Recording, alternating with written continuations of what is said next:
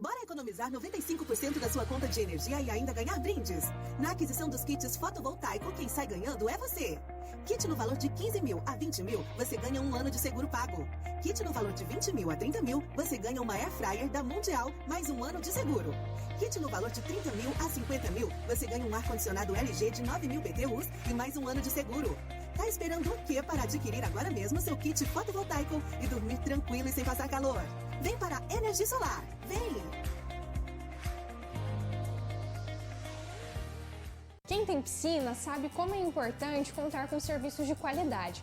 Por isso, nós da Brilhante Piscinas e Aquecedores estamos no mercado há mais de 25 anos, oferecendo tudo para piscinas e aquecimento solar. Brilhante Piscinas e Aquecedores. Tudo para sua piscina e aquecimento solar. Faça um orçamento na Brilhante Piscinas e Aquecedores. 33228917. Brilhante Piscinas e Aquecedores.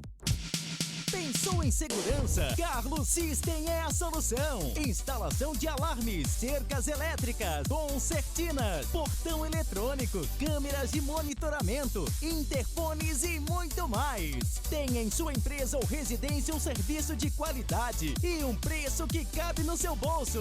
Informações, ligue ou nos chame no WhatsApp 43 984927796. Rua Tamarino 287. Bairro Laranjeiras, Londrina, Paraná. Carlos System, garantia e tranquilidade para o seu patrimônio. Pastelaria Pai e Filhos, o delicioso pastel de feira em um só lugar. Pastéis montados e fritos na hora com os melhores recheios produzidos diariamente e variados salgados fritos o tempo todo. Venha saborear nossas delícias. Pastelaria Pai e Filhos, aberto de terça a sábado a partir das 7 da manhã até as 22, na Rua Figueira 1280, Jardim Santa Rita. Telefone 999256244. Pastelaria Pai e Filhos. Como você enxerga o mundo ao seu redor? Ver com clareza é essencial para você aproveitar os melhores momentos da vida. A saúde e a beleza dos seus olhos, sob o cuidado de quem entende do assunto. Na Ótica Jane, além do melhor atendimento, você encontra as melhores marcas e modelos de óculos de grau, solares e armações. Ótica Jane, Rua Senador Souza Naves 182, Centro Comercial IP, Londrina, Paraná. Telefone 4333546875. Venha pra Ótica Jane. Dogs.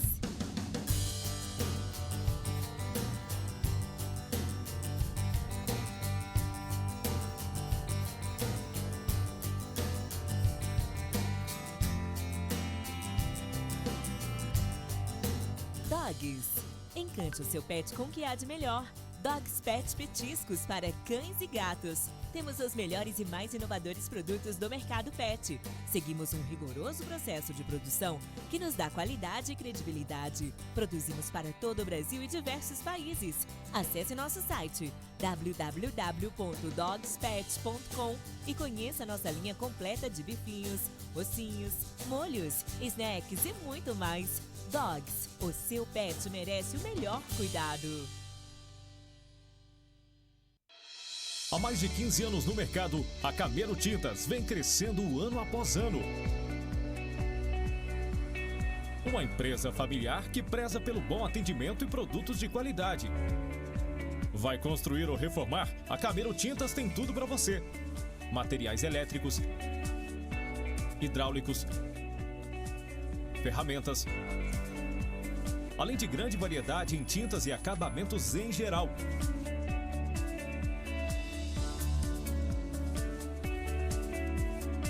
Entregamos em Londrina e região. Solicite um orçamento pelo WhatsApp 3026-6010 ou faça uma visita em nossa loja, Rua Cajarana, 433, Jardim Leonor. Pintou reforma? Camelo Tintas.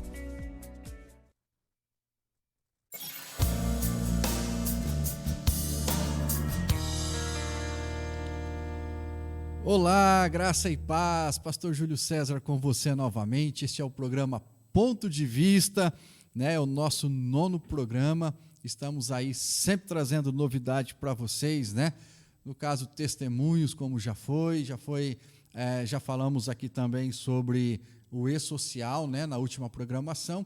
E hoje nós estamos trazendo aqui um pessoal aqui da área da psicologia, né? E nós vamos falar um assunto muito importante. Eu vou apresentar aqui o pessoal um a um, mas primeiro eu quero chamar aqui o pastor Lucas Fiore, que é coordenador do projeto Minha Semente, que é um projeto desenvolvido pela comunidade evangélica Deus Vivo, e vai falar um pouquinho aí sobre o projeto, né, bem rapidamente, porque nós só temos 1 hora só, e eu estou rodeado por mulheres aqui, Fiore, e você sabe que mulher fala mais que nós, né? Tudo bem? Prazer estar aqui com você de novo, né? Com as doutoras que nos ajudam lá no projeto, né? Meu nome é Lucas, eu cuido do projeto Minha Semente, né? Administro o projeto. Não vou entrar em detalhes do projeto, mas lá no projeto a gente faz atendimento de psicologia, adulto infantil, jiu-jitsu, aulas de alongamento, estamos montando o nosso consultório odontológico lá. Agora, no dia 8, nós vamos ter aí uma programação para as crianças, mais de 120 crianças nós estamos esperando.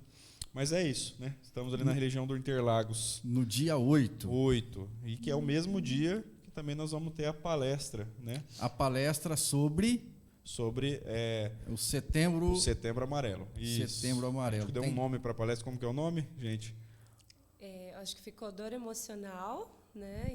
E as suas formas, né? Isso. E a prevenção, valorização da vida e a prevenção ao suicídio. Isso. Mas maravilha, gente. Ó, aqui então do meu lado direito está a Josi, que é psicóloga, está também a Monique e aqui do meu lado esquerdo, a Érica. São todas profissionais da área de psicologia, né?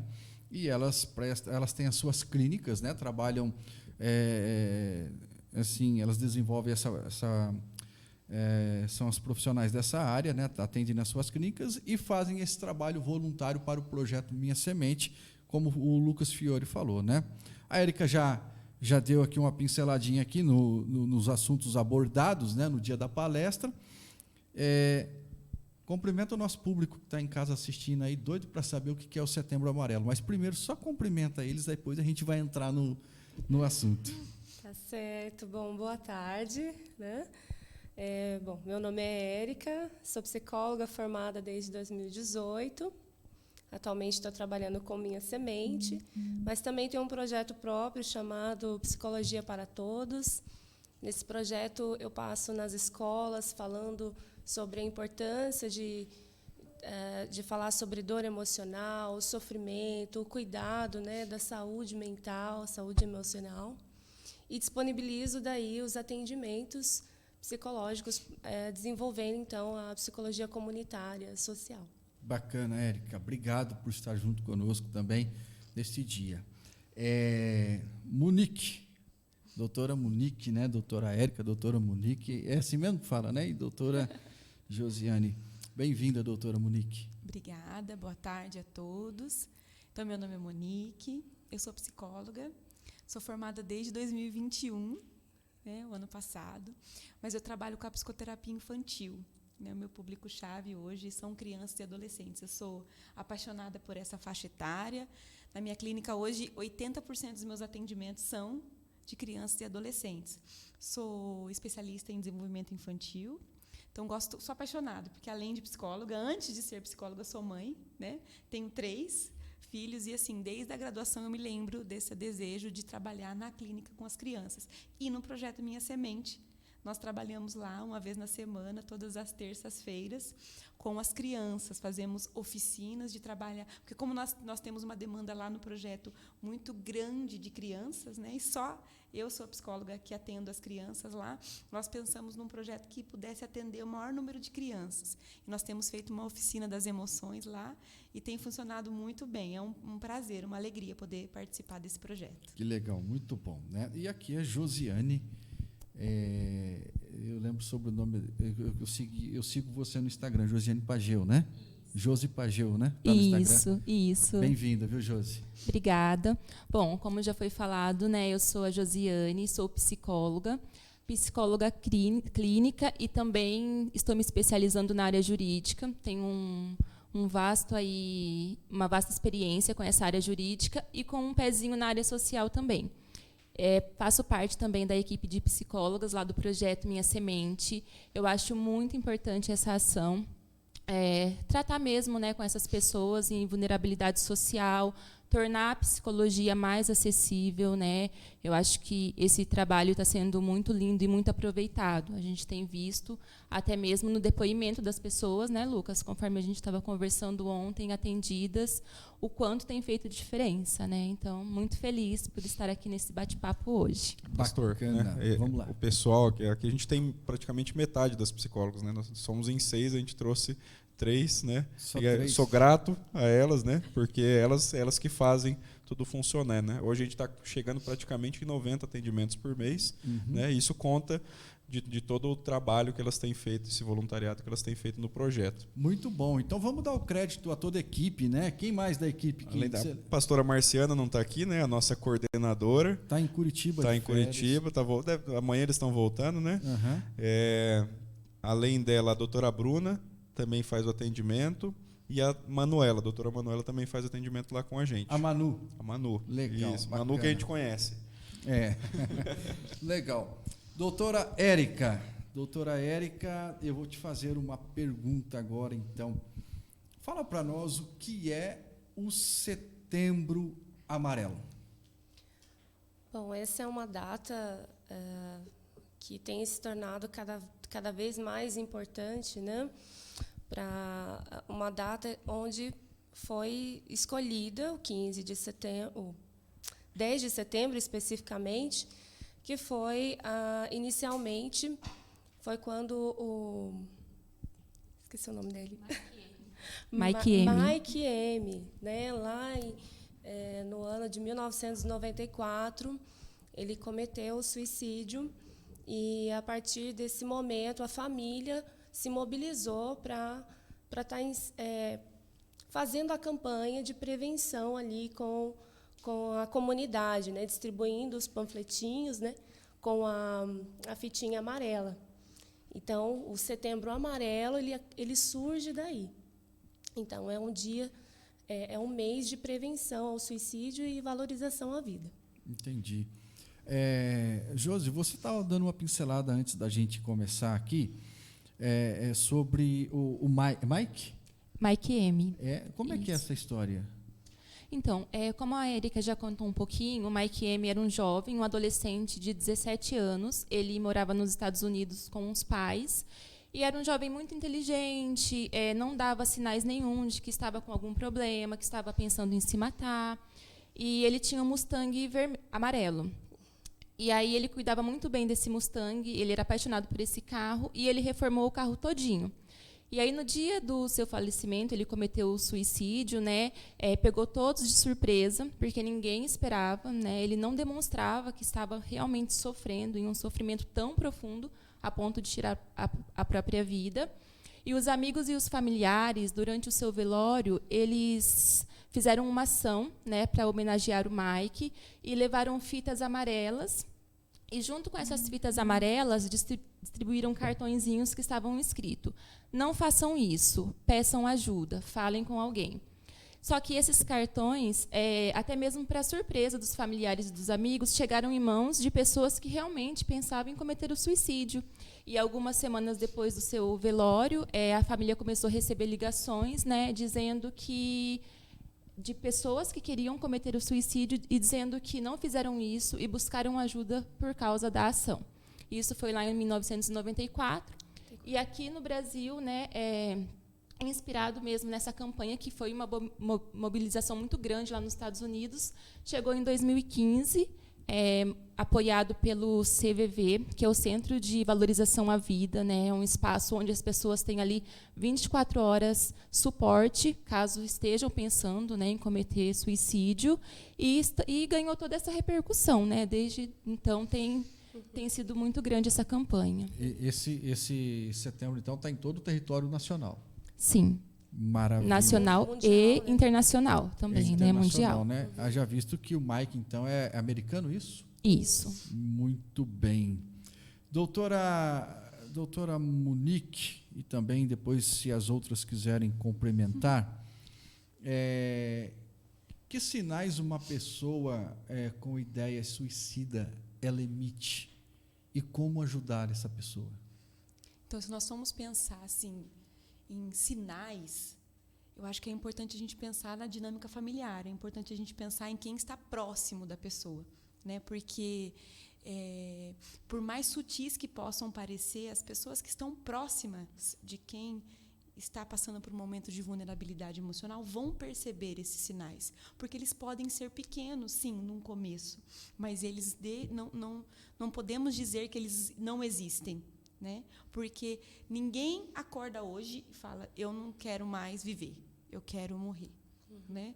Então, é alguma coisa que vem acontecendo ao longo de algum tempo em que a pessoa não sente mais que vale a pena viver, não sente mais que as coisas fazem sentido, de que acordar de manhã, de que trabalhar, de que fazer seus afazeres faz sentido, e de que morrer é a melhor solução, de que a dor interna que essa pessoa sente é tão grande que a ponto de que ela pensa, eu preciso acabar com essa dor. Mas é uma dor que eu não consigo pegar, você entende, Júlia? É uma dor que eu não consigo resolver. Se você está com uma dor de cabeça, nós aqui, né, uma dor de garganta, a gente vai lá no médico, toma um remédio e o remédio é eficaz. Mas quando a gente fala de emoção, quando a gente fala de nós mesmos, dos seres humanos, das emoções, da vulnerabilidade, a gente não consegue pegar essa dor, a gente não consegue entender ela. E muitas vezes o que a pessoa quer é matar e acabar com essa dor. E não mesmo assim, com a vida em si, mas com essa dor, mas que a pessoa dá sinais. Existe uma frase que é assim, o suicida não quer acabar com a vida, quer acabar com a dor. E é verdade. Isso. Parece uma frase clichê, mas é uma frase muito comum. É uma frase muito verdadeira, porque realmente ele é uma dor que a gente não consegue explicar, é uma falta de motivação, é uma tristeza profunda. Né? Então, nós temos que pensar que, sim, existem alguns sinais. Como a gente pode ajudar? Como você, né, foi a segunda pergunta que você falou. Nós precisamos entender que existem os profissionais de saúde que podem ajudar, os psicólogos, psiquiatras, existe o CVV também. A pessoa, às vezes, que não tem condição financeira, existem clínicas, escolas que podem estar dando esse atendimento. Existe o projeto Minha Semente. Nós temos que pensar que eu não posso querer ajudar se eu não estou preparada, mas eu posso e devo ajudar a pessoa a procurar ajuda. Porque quem está passando não vai sozinho. Quando a pessoa está passando por essa vulnerabilidade, ela não tem forças. E a gente precisa pensar, né, da onde começou essa desmotivação, da onde surgiu essa dor que a pessoa não consegue entender, não compreende. E a gente pode pensar no número 1 da lista, que pode ser a depressão. Que é a depressão. Se nós formos olhar de uma maneira geral, começa com uma ansiedade, depois a gente acaba evoluindo para uma depressão. Existem outros fatores, sim, desencadeadores de uma ideação suicida. Existem, mas eu acho que o número 1 que tem nos rodeado no século XXI é a depressão. É uma demanda que a gente não dá conta, é um sistema capitalista, todo mundo aqui tem tempo? Se a gente for pensar, a gente vive sem tempo, a gente vive como uma correria. Então, isso vai sugando as nossas energias. Nós não temos tempo para aquilo que realmente é necessário. Trocamos prioridades, invertemos valores, e isso, de uma forma ou de outra, vai nos gerando uma vulnerabilidade. E algumas pessoas conseguem lidar. Porque, por momentos, nós estávamos conversando aqui um pouquinho antes, né, Júlio? Por momentos de deprimidos, todos nós passamos. Um dia que a gente não acorda bem, um dia que a gente quer ficar um pouquinho mais na cama, e está normal. Até aí é normal. Mas nós precisamos olhar para a intensidade desse comportamento, para daí a gente diferenciar se isso é algo normal ou se nós estamos caminhando para algo patológico. Entendi. Pode falar, Júlia. Você ameaçou falar 2 vezes aí, pode falar. Pode ameaçar e falar. É que, enquanto eu ouvi ela dizendo, realmente, 96% dos casos, né, é comprovado que é devido à depressão mesmo. E 90% dos casos, isso é muito importante dizer, podem ser evitados, né, quando é pedido ajuda no momento certo. E outra coisa importante também, nessa questão dos sinais, né, quando a gente percebe que a pessoa está com aquele sentimento de desvalorização, de desesperanças, emitem frases também, muitas vezes, quem quer se matar não fala, não avisa. Posta assim no Facebook, grita assim, pede socorro. E muitas vezes essas pessoas não são levadas a sério. É muita negatividade que a pessoa expressa, é isso? Olha, talvez, mas não sei se seria negatividade, mas é a dor que a pessoa está sentindo. Eu não sou tão antigo, mas tem aquele personagem que falava assim, ó céus, ó vida, ó terra. Mas você lembrou, né? Meu pai falava desse. Não conhece, não. Tá não bom. é da nossa época. Às vezes não é tão explícito assim. Às vezes a pessoa ela vem falar, principalmente quando é criança, né? Eles vêm falar, eu quero sumir, frases desse tipo. Você percebe mesmo um desinteresse pela vida, pelas coisas, aquilo que seria legal fazer, a pessoa já não tem desejo de fazer, de sair, de passear, de estar com pessoas. Essa pessoa ela começa a se isolar. Então, você gosta de tal coisa? Geralmente a pessoa fala, eu não gosto de nada, não gosta de si mesmo. Então, a gente, é como a Monique disse, nós precisamos olhar e olhar para o outro, né? Prestar atenção no outro também. A pessoa que está com depressão, ela tem dificuldade de lembrar de momentos legais, lembrar de momentos alegres. Né? Ela só consegue olhar para o passado e ver que aquela época foi legal, aquele momento foi legal, hoje já não é mais. Né? E nós temos visto uma geração, né, surgindo por aí, de que eles não conseguem lidar com essas dores internas, não conseguem lidar com a frustração que sentem, não conseguem evoluir em comportamentos. E isso acaba trazendo uma vulnerabilidade maior. Porque na mesma proporção que os nossos jovens e adolescentes eles se tornaram muito mais inteligentes que nós, porque eles são de uma outra... Nós estamos passando, estava estudando esses tempos atrás, por uma evolução da espécie. Né? Nós estamos passando por essa evolução de que coisas que nós discutíamos antes não existem mais. Né? Meus filhos são da era do smartphone, são da era de que tudo está implícito na rede social. Eu vi um comercial, você já deve ter visto já, que acaba de fazer o parto, o nenê, a hora que corta o cordão, ele já pega o celular da enfermeira, já tira uma selfie e já faz assim no médico. A criançada está assim já. Não sei se vocês lembram, mas as crianças antes nasciam enrolada, né? E o olho era fechado. Né? E assim, nós estamos passando por essa evolução, mas na mesma proporção. Deve ser do tempo seu e do Fiore. Tá vendo, Fiore? Mas na mesma proporção que eles são muito inteligentes, eu percebo que eles não conseguem lidar com o não, com a frustração, do quanto eles têm dificuldade de entender alguns conceitos que para nós são simples, para nós. E para eles é uma vulnerabilidade maior de compreender algumas coisas. E isso vai gerando essa vulnerabilidade. E pensando nessa depressão, nós sabemos que hoje a maioria dos casos de suicídio são da faixa etária de 15 anos a 29 anos. A ausência familiar, a ausência de pai e mãe, é um fator muito preponderante também. Sei que são vários, né? Se for elencar aqui, não dá para falar, né? Mas, por exemplo, nós estávamos falando aqui antes sobre os sistemas, né? Por exemplo, o sistema capitalista faz o pai e a mãe sair para ir dar uma qualidade de vida. E nisso que vai buscar uma qualidade de vida, ganha-se de um lado e perde-se muito do outro. Mas muito do outro. Acho que eu deveria falar uns 30 muito, porque perde-se muito. Né? Nós estamos nisso que nós falamos, nesse sistema capitalista, mas nós temos que olhar para o que tem compensado. Eu fiz esses tempos atrás um post no meu Instagram, a gente falava muito sobre isso, de que a gente tem a errônea ideia de achar que mais é mais.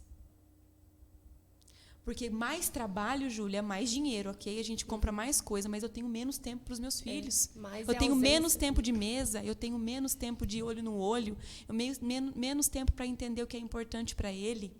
Eu tive casos na clínica, Júlio, de que um calor, e a criança, e o adolescente entra de manga comprida.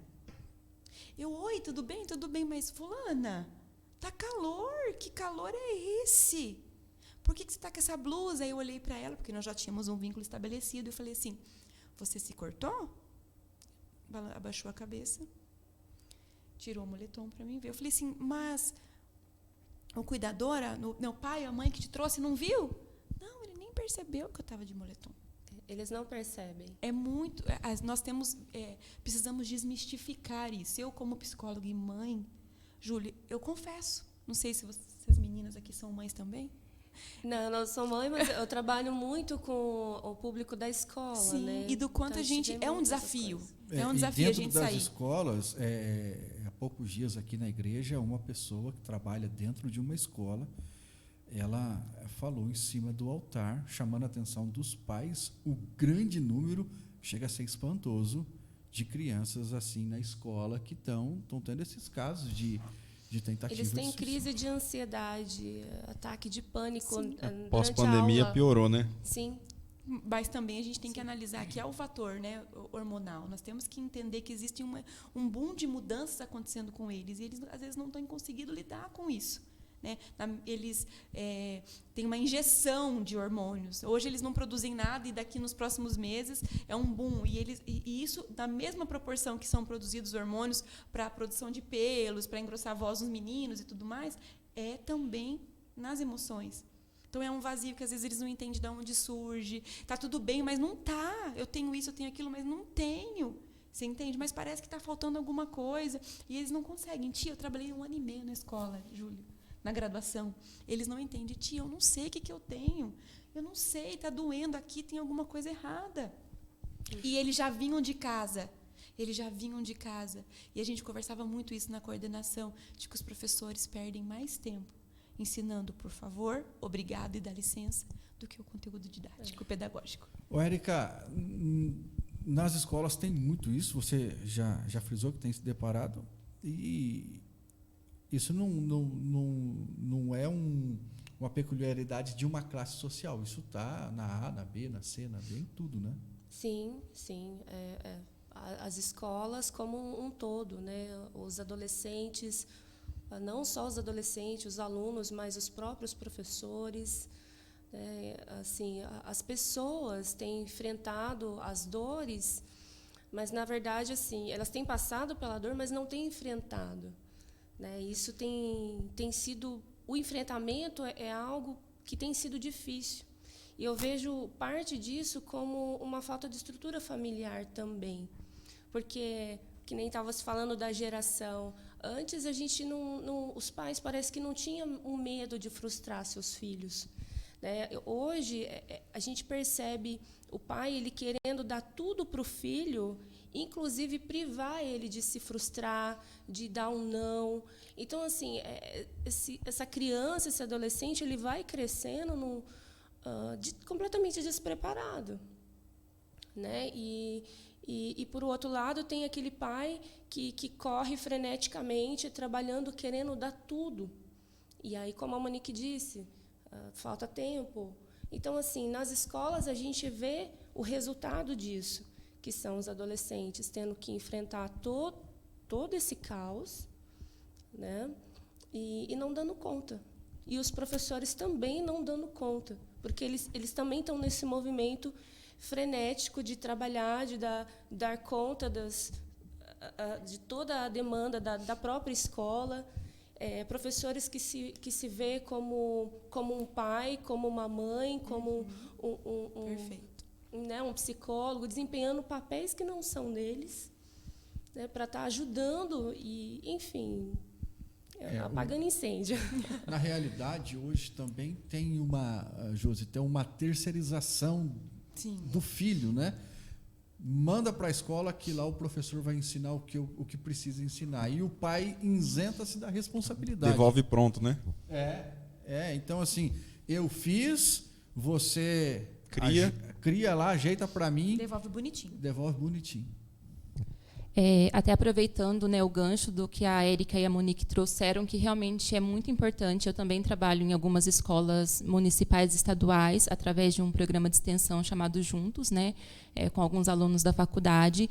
E, assim, cada vez que a gente chega em uma nova escola, as pedagogas, né, que são quem tem o contato direto conosco, chegam desesperadas. E elas querem diagnósticos. Olha, aquela turma tem uma pessoa assim, assim, assado, e querem que resolva o problema. Por quê? A família manda para a escola e se isenta da responsabilidade de pai, mãe, avós, enfim, cuidadores. A escola já não sabe como fazer, porque também não tem suporte para tratar isso. Eu acredito que cada escola deveria ter um psicólogo, pelo menos um. E a gente entra naquele espaço e começa a acompanhar esses adolescentes, o trabalho que nós fazemos lá em grupo, né, devido à quantidade, né, de demanda que existe. E a gente percebe que, na maioria das vezes, o que eles precisam é de um espaço para poder falar, né? Eles precisam de alguém que os ouçam, né? De um espaço seguro para que eles não sejam apenas repreendidos ou não levados a sério enquanto adolescentes, mas que eles possam falar das dores, das tristezas, dos medos. E eu tenho visto assim o quanto tem sido eficiente esse trabalho de realmente ouvi-los. Ah, é pouco? É só ouvi-los? Sim, é muita coisa, né? Proporcionar um espaço para que esses adolescentes possam falar. Mas precisava realmente do apoio maior da família, né, dos cuidadores, e a gente vê que realmente é muito restrito, né, esse apoio, não temos. Até entrando nesse detalhe, eu tenho uma amiga psicóloga que fala, não atendo criança. Eu falei, por quê? Porque eu fico com vontade de matar o pai. Porque eu faço o serviço, a gente faz toda uma construção, na hora que a gente sai de lá, o pai desfaz em casa, aí eu sei que a culpa não é da criança. Daí o pai vem trazer, eu fico fulminando ele com os olhos. Porque a vontade que eu tenho é falar, pelo amor de Deus. A culpa é sua. A culpa é sua, né? Essa é a questão. E a gente compra muito, a gente não compra as coisas com dinheiro, a gente compra as coisas com tempo. Sim. Né? A gente perde tempo de vida comprando coisas, vamos dizer assim. Né? A gente não compra um carro com dinheiro, a gente compra com 60 parcelas de serviço, com 60 meses de serviço. Né? E essa é a questão, a gente está sempre ausente, a gente nunca está lá, e daí a gente não descobre por que isso aconteceu, né? Então, uma vez eu ouvi um pastor numa palestra dizendo que o rapaz não conseguia casar, não casava nunca. Ele arrumava namorado, ele noivava e ia até certo ponto, mas quando ia para casar, a noiva, né? E aí um dia ele foi no psicólogo. O psicólogo foi tratando ele e tal, daí o psicólogo falou, achei o problema. Achei a raiz do problema. Chama tua mãe aqui. Ele morava só com a mãe e quando a mãe via que realmente ia se concretizar a saída dele de casa, a mãe ia na noiva e dava o problema para o cara. Marcelo Gomes que falou isso. Eu acho que foi o Marcelo. Aí foi lá e tratou a mulher e quando ela foi tratada, até a casa ela deu de presente, né? Agora, o setembro amarelo. Essa palestra que vai ter no dia 8 de outubro, ela vai ser para quem? Para quem já está com a patologia ou vão prevenir nos pais? Qual que é o foco central dessa palestra? É para todos. Nós vamos falar de sofrimento. Sofrimento é algo da vida. Inerente à vida. Então, é para todos. Como que eu vou enfrentar o medo? Como que eu vou identificar que a ansiedade que eu tenho já não é mais uma ansiedade normal, ela se tornou patologia, né? Então, aquilo que eu estou enfrentando, ou que o meu vizinho está enfrentando, até qual que é o ponto limite, né? E o extremo, que é o caso do suicídio, o sofrimento extremo. Então, nós vamos falar sobre tudo isso no dia 8. Então, é para todos. Para quem está bem, né? Para quem está depressivo, para quem tem momentos de ansiedade. Para quem quer ajudar. Para quem que pode ajudar alguém, até mesmo para você ser uma mãe melhor. Porque a gente pode pensar que, numa dinâmica familiar, se uma pessoa não está bem, automaticamente todo mundo não fica bem. Isso. Né? Se a gente pensar numa família, nas nossas famílias que estamos aqui, nós somos um grupo de pessoas. E acaba que a ansiedade de um começa a refletir no outro e no outro.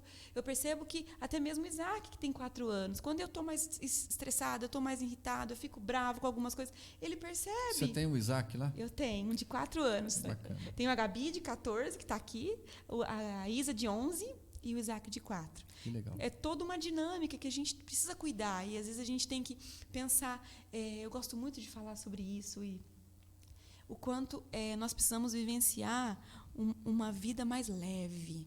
Uhum. Eu acho que a gente tem muitas demandas, todo mundo aí que está assistindo o programa, né, nós temos inúmeras demandas. E quando vai mudar? Talvez nunca. A gente sempre vai ter conta para pagar, sempre vai ter carro. A gente acaba de pagar um, a gente vai lá e compra outro. E faz outra parcela. Não é verdade? O carro novo de hoje é velho amanhã, né? É sempre assim, nós acabamos, né, entrando nesse ciclo, mas a gente precisa pensar em coisas para tornar a nossa vida mais leve. Né? Falamos um pouco das crianças, mas vamos falar dos pais e das mães que precisam correr, precisam trabalhar. Monique, não tem jeito. Meu filho está ficando sozinho, mas não tem o que fazer. Ok, mas então vamos pensar em intervenções. O que você pode? O que acontece é que isso aqui também tem acabado. com a saúde mental das pessoas e das crianças. A gente está em casa, mas a gente não está em casa, Júlio. Qual idade vocês aconselham para dar um trem desse, uma arma dessa para uma criança? Para a própria criança ter? A própria criança ter? Já me fala que a minha filha me pediu um, falei que não ia dar. Então, a gente... Quantos anos tem a Valentina? 7. Os pediatras falam que seria ideal evitar o uso de telas até os 2 anos, né? Só depois dos 2 anos. Mas, assim, o Isaac, ele assiste no meu celular, ele tem o celular que era da Gabi, que ela quebrou, meio velhinho, que ele assiste alguma coisa assim. Mas, assim, as meninas eu fui dar para elas, acho que... Eu me lembro que a Gabi, como foi a mais nova, ela também é da era mais antiga, ela tinha, acho que, uns 7 anos, meu pai deu não era smartphone, era um celularzinho cor-de-rosa da Hello Kitty. Mas não era isso que nós temos hoje. Mas hoje eu indicaria, depois dos 10, 11 anos, né, dependendo da criança. E nós temos também, se a sua de 7 quiser, um Family Link. Existe um aplicativo que você pode controlar tudo. O tempo que ela fica na internet. Não tem a questão disso. É o que eu falei para ela. Por que você precisa de um celular? Custo na escola, te leva na escola, todo lugar que você Mas é porque os amigos têm, pai. Né? Os amigos da escola têm, Lucas. Eu virei pai, senão é todo mundo. Tem um post no meu Instagram falando por que a gente fala isso, você não é todo mundo, para os nossos filhos. Por que essa fala? Porque eles querem entender por que você fala isso. Porque ele não cola, não, simplesmente. Você não é todo mundo. Né? Meu filho foi ter celular com 12 anos, 12, 13 anos, o Vinícius. Hoje está com 19, está até dirigindo, mas não deixava. E ainda, até há pouco tempo atrás, eu ainda tinha a senha do celular dele e eu via tudo tudo que, como diz lá o espanhol, né? Tudo o que passas, né? Que passas aí, amigo? É que, na verdade, nós estamos na era digital, né, Júlia? A gente não pode privar as crianças, a gente pode ensinar o caminho, mostrar o que é regra, mostrar os valores individuais de cada família. Mas está implícito já neles, como a gente estava falando. O uso de celular está virando algo comum. Então, vai ser um desafio daqui para frente a gente conseguir, como você conseguiu com seu filho, dar só com 12 anos. Porque eles já usam na escola, eles já... tem crianças lá no escoteiros, minhas filhas são escoteiras, elas fazem escotismo. Tem crianças lá de 7 anos que eles passam atividade, eles têm reunião online no Meet. Na própria pandemia, né? Eles tiveram que usar então, o celular para estudar. A gente tem que mostrar, né? Termos valores. O que tem faltado é isso. Valores concisos e regras e claras para as crianças. Porque as crianças, às vezes, não sabem, mas o que é certo? O que não é certo? O que eu faço? Mas, né? Na ausência do professor para terceirizar, eu coloco o celular no lugar. É isso? Sim. A babá eletrônica? Sim, está acontecendo isso. Fica quietinho, né? Vai ficar quietinho com o celular 1 hora, 2 horas, 3 horas, não enche as paciências, eu posso fazer o que eu quiser fazer. Então, mas aí vai da consciência do pai, né? Mas tem pai que não tem consciência. É que o Lucas, ele já é muito direto, assim, objetivo. É que a gente não estudou igual vocês, né? A gente fica mais assim... E isso é algo que tem causado sofrimento psíquico mesmo. Inclusive, no projeto, vocês falando, eu atendi uma pessoa... Tá vendo, Fiore? Isso é foco. Ela voltou pro assunto. Ó. Parabéns, vai lá. Mas é verdade. Eu atendi um paciente, a Marciana, uma paciente, na verdade, a Marciana começou a atender e depois me repassou. E ela sofria porque ela não conseguia desgrudar disso daqui. E para ela conseguir ficar no celular dela, ela dava o outro celular para a criança queria atenção, ela não conseguia. Ela falava, gente, eu não sei o que eu faço. Eu já não limpo mais a casa, eu não cuido do meu filho, não dou atenção e só consigo ficar no celular o dia todo. Ah, mas fazendo o quê? Vendo só vídeos. Rolando tela. Reels. Tem que amputar, né? Porque faz parte do corpo agora, né? Ele é uma ferramenta de trabalho incrível, Júlio. A gente não pode negar. Do quanto facilitou a nossa vida. Facilitou. Mas, na mesma proporção, a gente precisa tomar cuidado, porque a gente passa o limite. A gente não entende esse limite. E daí o limite ultrapassado acaba nas consequências que nós temos vivenciado. E o mais importante, na vida de nós adultos, mas das crianças também. A vida não é um clique. Infelizmente, os nossos jovens e crianças, e até alguns adultos, né, um pouquinho assim acima, menos de 30, talvez não entenderam isso, que a vida não é um clique, a vida é processo, a vida é disciplina, a vida é regra, a vida é todo dia, a vida, se eu quero ficar fitness, eu tenho que ir todo dia na academia, comer balanceado certinho. E às vezes a gente tem perdido a mão de que a vida não é somente eu apertar ali e vi o que eu quis ver e tive acesso à informação que eu tive.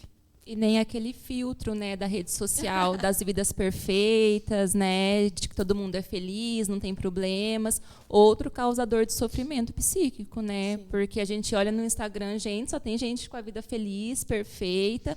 Esses dias mesmo eu vi fazendo um trabalho, uma menina numa festa, uma adolescente numa festa, curtindo, tudo leve, feliz, no ao vivo.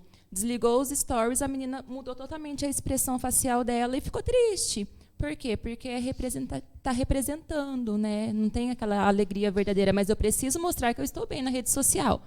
E quem está em casa vendo tudo isso, que não está com a vida boa daquele jeito, vai acontecer o quê?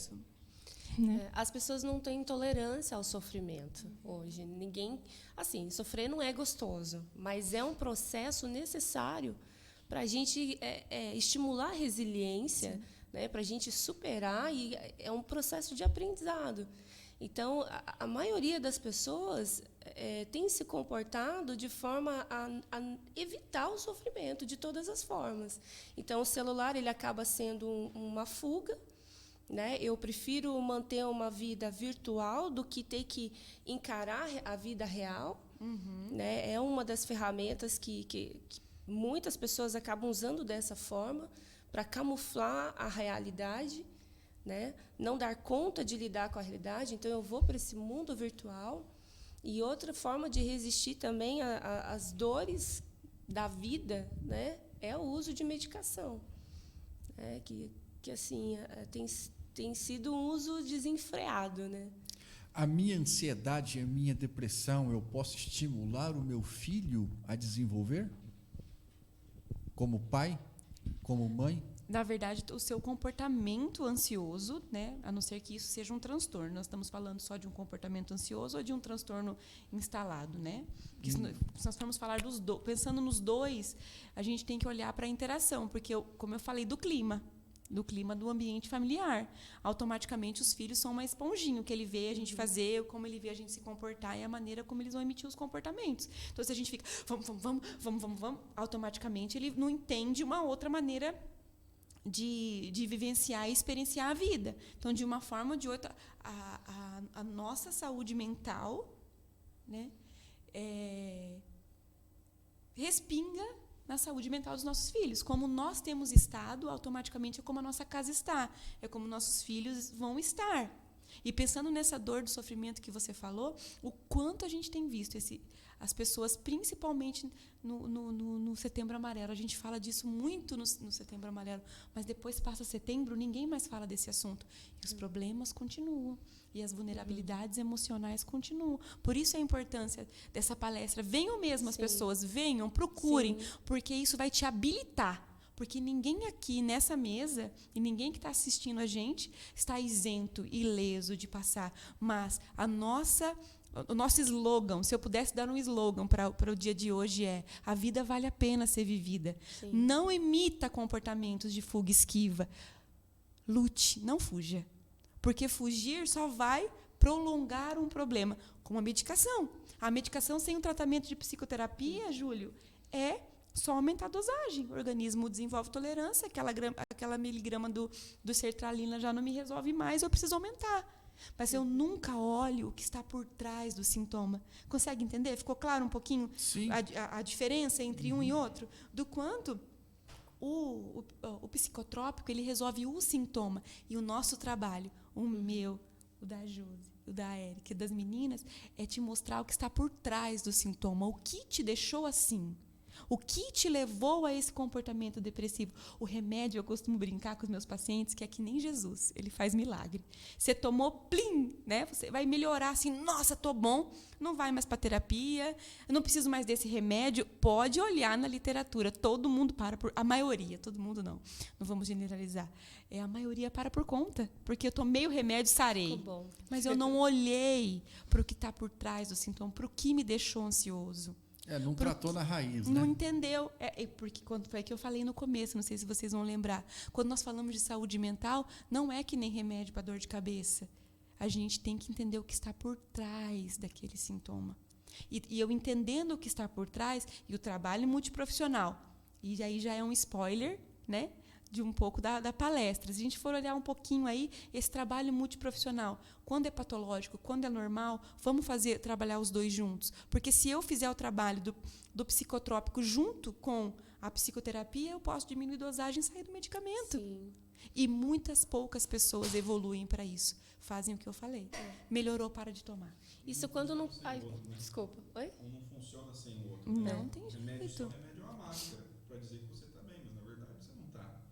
E o que nós e o que a sociedade quer é isso, Júlio. Respostas rápidas para os problemas da vida. Eu não quero passar pelo processo. Você entende? Eu não quero passar pelo processo. O que você vê aí? Muitos coaches, muitas pessoas falando de emagrecimento e um monte de coisas. Um monte de coisas. É verdade. Entendeu? É a realidade mas hoje. eu não quero passar. O que você fez que deu certo para você? Eu fiz, mas emagreci tantos quilos, mas eu levanto todo dia 6 horas, como certinho, vou para academia, faço musculação e... Ninguém quer pagar o preço, né? Não é verdade? E daí eu quero ficar fitness, você consegue compreender? São uma classe de comportamentos... Pode bulinar um amigo aqui agora? Ele vai para academia toda segunda-feira? Só segunda? Toda segunda ele começa o regime, né? Você fala o nome dele ou eu falo? Fala você que eu mando um abraço. Olha, não foi combinado isso, esse amigo aí. Eu não sabia disso, viu? Não vou falar que é o Clebinho, não, né? Você ia dizer alguma coisa. Não, que ela estava falando, eu lembrei, né, de assim, até onde eu trabalhava, quando eu trabalhava no comércio, as meninas, uma parece que receitava a medicação para outra. Eu tomo isso. Você quer um meu? Você quer um meu? É mais ou menos isso, assim, como se a medicação psicotrópica fosse, né, uma dipirona. Igual a vovó da raiz lá, faz o chá de qualquer coisa lá que dá certo, né? E é muito comum isso, né? É muito comum, parece que é meio... eu vou tomar. Tem uma música, vocês viram uma música? Não vi. Que como que é o nome dela que canta aquela música? É uma música muito incrível, que ela canta todos os psicotrópicos, que... Eu tomo Rivotril, eu tomo Lexotran, eu tomo Lexapro, e ela faz um ritmo de samba falando da música. De uma maneira mais assim, irônica, dando risada, mas assim, é muito cedo. Eu vejo pessoas de 30 anos tomando fluoxetina, tomando... Monique, mas você não sabe o que eu estou passando. Imagino, eu não sei, mas eu penso que tem outros caminhos. Mas às vezes as pessoas não querem. O que é esses caminhos? Atividade física diária.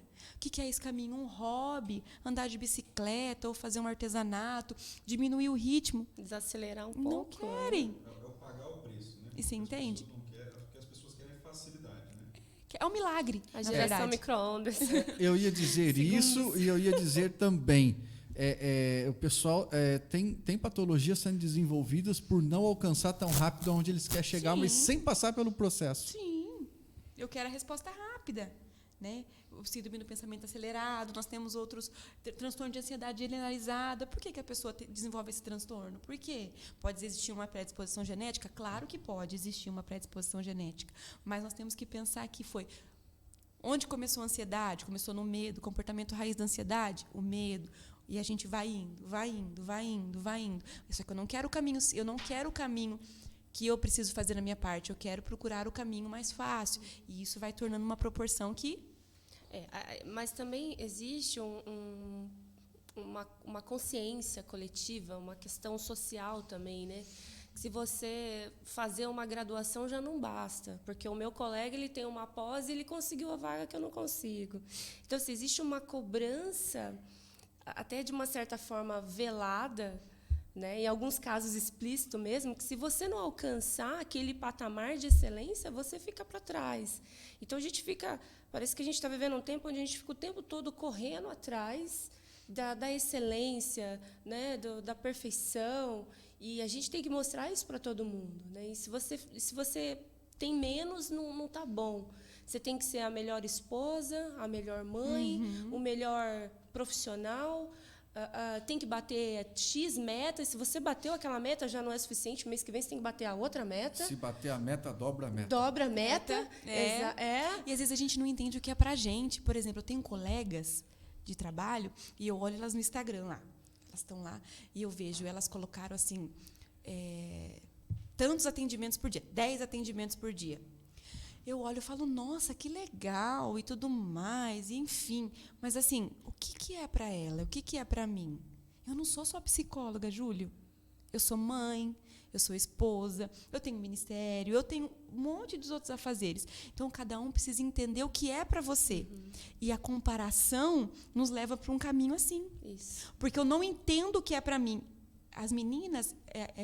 vamos falar da Josi aqui. A Josi não tem filhos, né? O que eu não consigo fazer, provavelmente ela vai conseguir, porque eu tenho que chegar, eu tenho que trocar um, levar outro, buscar outro, levar um. Então, assim, eu preciso limitar a minha quantidade de atendimentos diário para a minha rotina. E a Josi adapta a dela para a rotina dela. Você é esposa, você é mãe, você é dona de casa e você é profissional. Eu sou profissional, não é verdade? Atendo aí meus pacientes. Além disso, eu tenho meus afazeres, eu gosto de andar de bicicleta, eu tenho minha chácara, eu gosto de mexer nas minhas plantinhas. Eu tenho, assim, outros afazeres. As plantinhas é sua terapia. Amo mexer na terra, ficar lá na minha horta, plantar minhas mudinhas disso, daquilo outro. Eu amo. É uma terapia para mim andar de bicicleta, eu gosto também. Sabe? Agora minha filha está descobrindo que ela gosta de correr, então a gente está indo correr, gostamos de correr juntos, deu certo, sabe? Então a gente está tentando algumas coisas, mas assim, eu não posso me comparar à realidade da Joana lá do Instagram, que atende 10 pacientes por dia, que está bombando, isso aqui, tá. Qual que é o meu limite? E será que a agenda cheia, estou falando de nós agora aqui, é sinônimo de bom trabalho? Então ela tem feito um trabalho melhor que eu, porque ela está atendendo 10 por dia e eu atendo só 5? Não, eu tenho que entender o meu limite. E são essas comparações que nos levam para lugares que acabam com a nossa saúde mental, quando a gente não entende o que é para mim e o que não é para mim. Eu sou meio doido. Pode falar. Vem o cansaço, né? O cansaço mental, o cansaço físico, tudo vai contribuindo, né, para essa dor emocional também.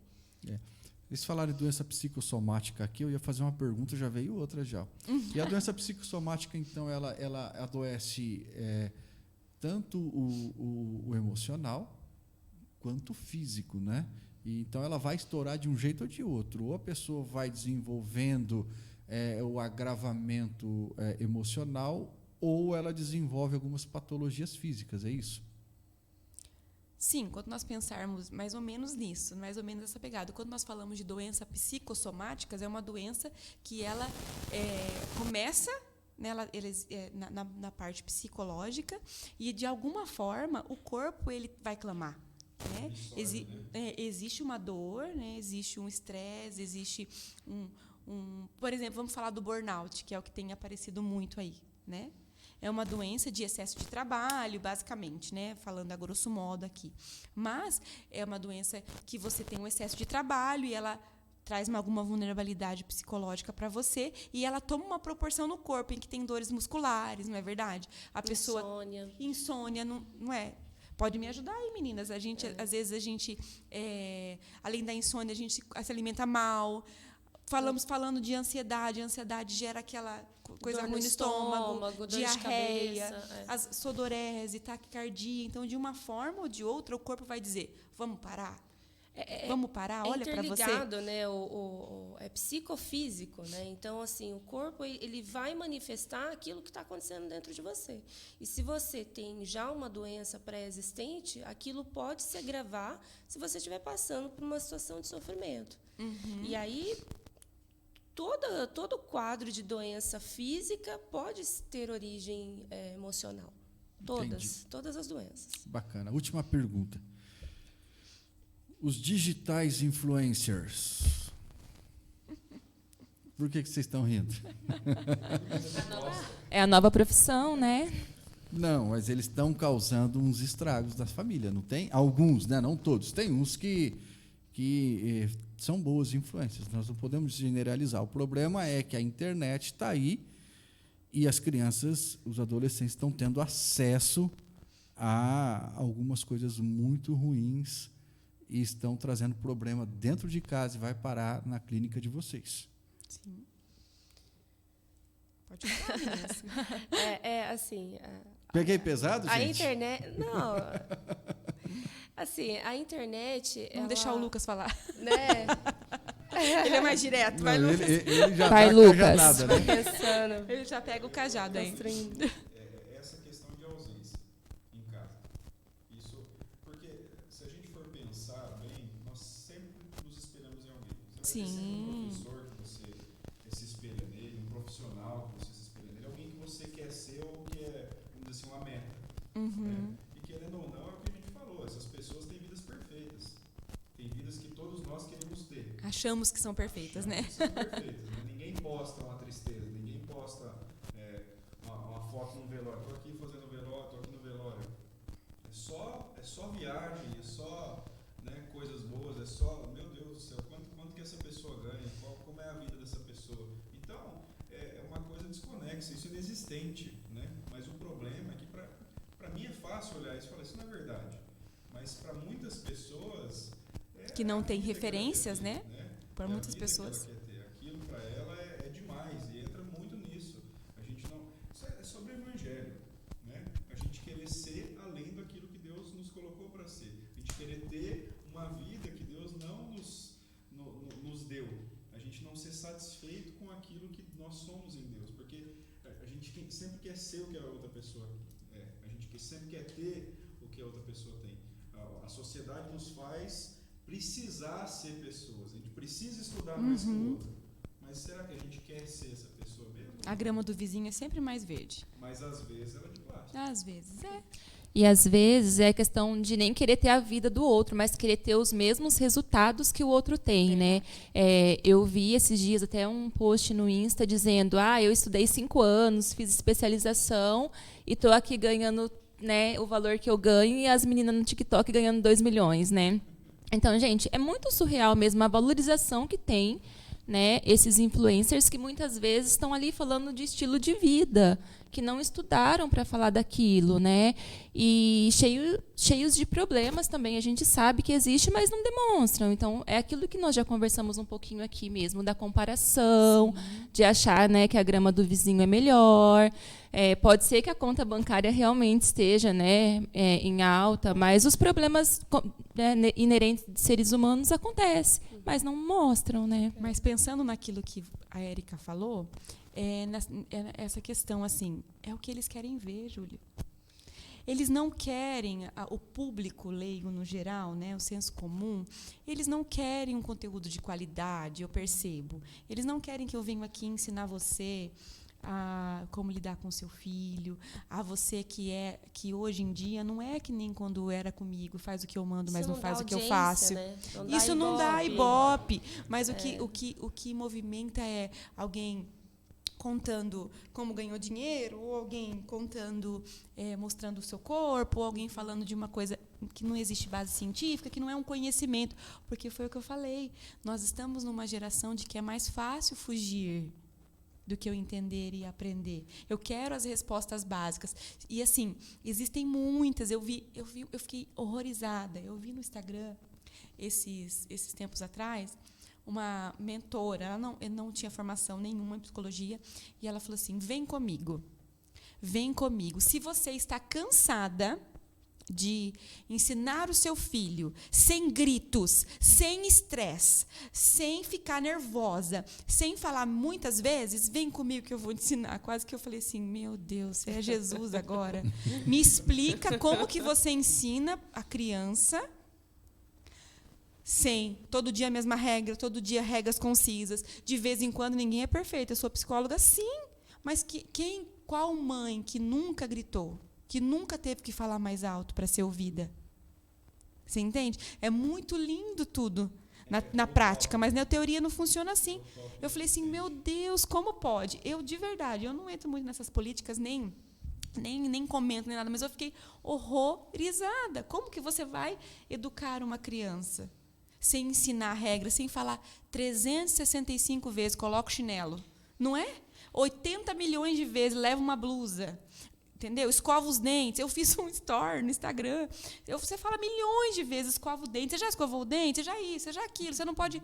Mas às vezes a gente vai dar palestra para casais, a gente tem que falar para o casal que depois que casa tem que escovar o dente.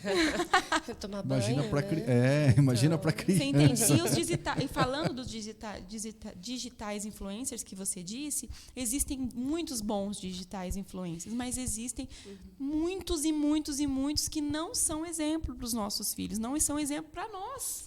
Não trazem nada para acrescentar. O meu esposo fala muito para nós, para as meninas lá em casa. O que você vai ganhar? O que você está aprendendo aí? Rolando na tela e vendo isso, e vendo isso, e vendo aquilo. Vai ler um livro, vai fazer tal coisa, vai estudar seu violão, ou vai isso, ou vai aquilo. O que te acrescenta aquilo ali?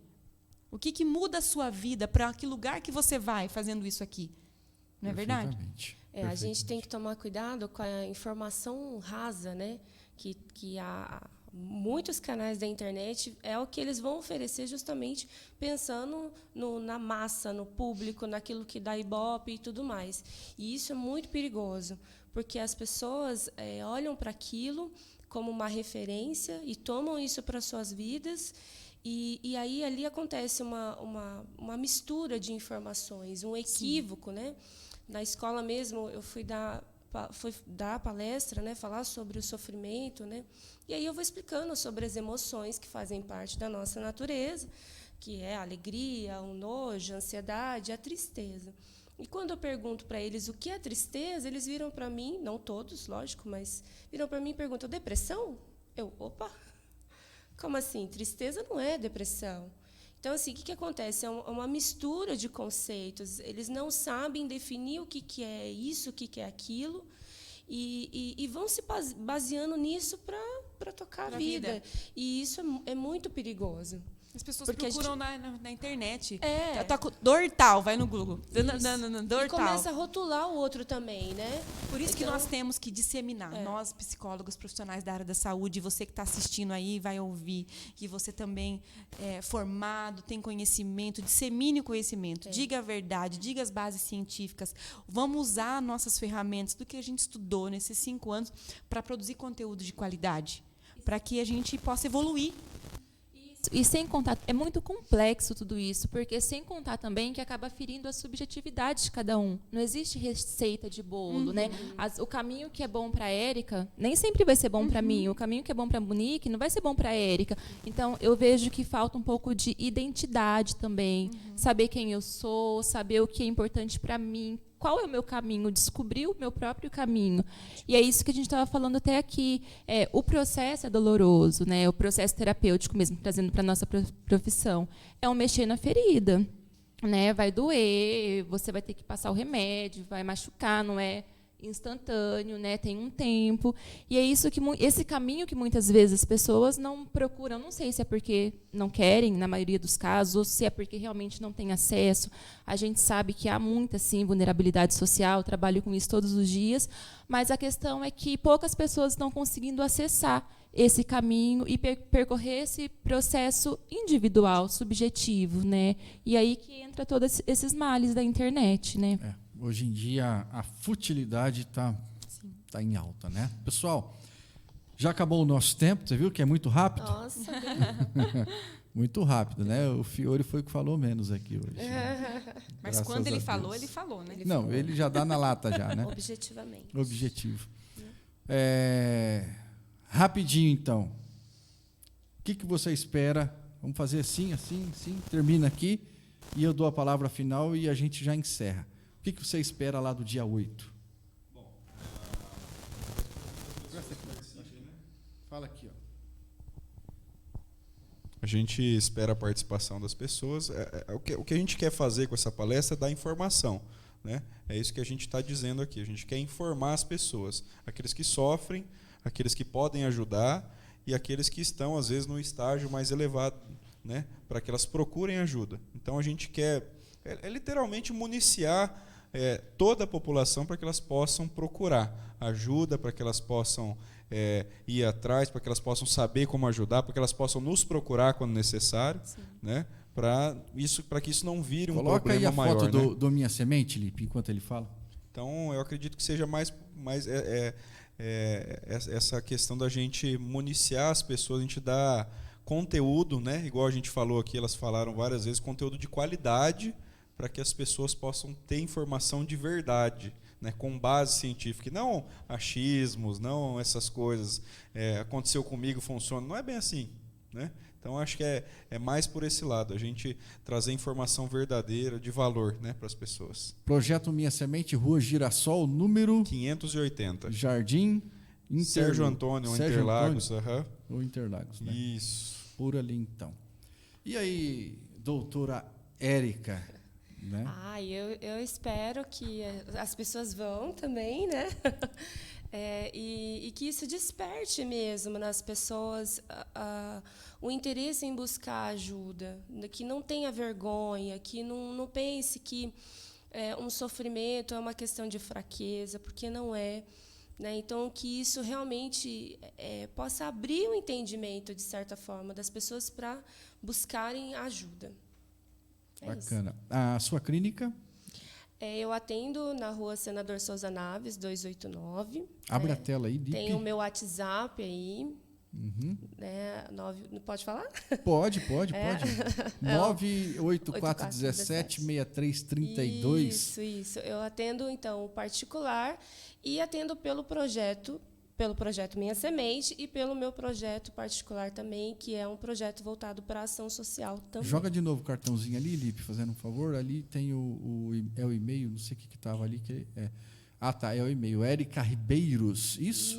@gmail.com, Senador Souza Naves 289, sala 22. Fica ali aonde? No 289 ali, mais ou menos aonde? É mais perto ali da Concha Acústica. Eu esqueci o nome do edifício. Entendi. Mas é mais no comecinho ali da Souza Naves. É bem perto ali da ótica do Adilson, por ali, né? Da ótica Jane. Isso. Não, bacana. Vamos lá. Doutora Monique.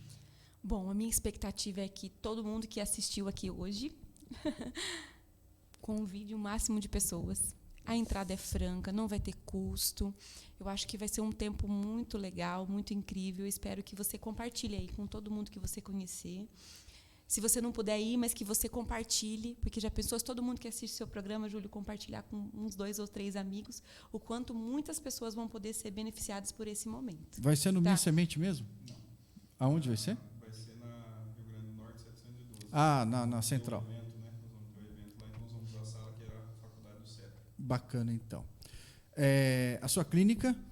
A minha clínica é ali na Avenida Inglaterra, ali na Zona Sul, né? Todo mundo conhece ali no Jardim Gapó, 385, é um shoppingzinho ali na sala 37. Isso sabe, um dia ali, pertinho do Viscardi ali. Sim. Eu atendo mais crianças e adolescentes, adultos, eu só 20% das minhas vagas são de adultos, então hoje eu só tenho 2 de adultos, o resto é tudo crianças e adolescentes. E convido vocês que estão aqui, por favor, compartilhem essas informações e vão lá conhecer o trabalho. Ali é o Insta, ali, Monique. No Instagram, isso. PSI.infantil. Nesse Instagram eu produzo conteúdo só de psicoterapia infantil, só de crianças e de adolescentes. Bacana. Doutora Monique Silva, 991522607. Né? E a doutora Josi. Bom, a minha expectativa para essa palestra é que as pessoas tenham acesso a informações para que possam, ajudar aquelas pessoas que estão em volta ou a si mesmas, que também é possível. E eu atendo ali na Rua Pernambuco, 390, sala 301. Atendo adolescentes e adultos, crianças. Eu sou daquele time que não atende crianças, por enquanto. Porque você também quer matar os pais. Isso. É porque a terapia com criança é casada com os pais, não tem jeito. Então... Eu não mato os pais. Ufa! Só tem vontade. E é isso. E atendo tanto presencial quanto online. Tá certo. 996445422. Josiane Pageu. Vale dizer que eu não atendo online. Não atende? Não, só atendo presencial. Eu não escolhi mais essa questão do presencial. Não atendo online.